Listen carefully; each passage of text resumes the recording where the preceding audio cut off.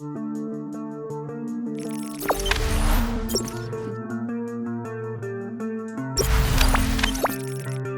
pemain andalan Shin Tae-yong di Piala AFF 2020, tak pernah absen bela Timnas Indonesia.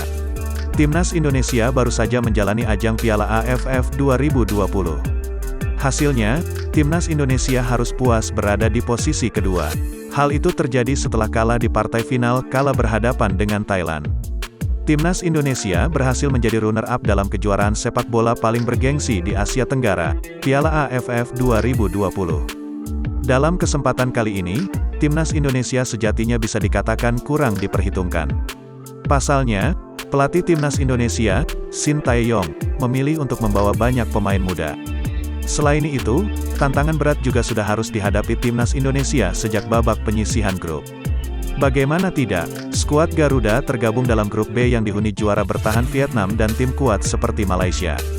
Dilansir bolasport.com dari laman resmi AFF, dari 8 pertandingan tersebut ada 7 pemain Timnas Indonesia yang selalu tampil.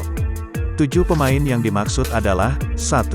Alfeandra Dewangga, 2. Asnawi Mangkualam, 3. Evan Dimas, 4. Irfan Jaya, 5.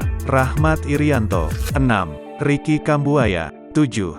Witan Sulaiman. Menariknya, tak ada negara lain yang mampu menyamai catatan ke-7 pemain di atas.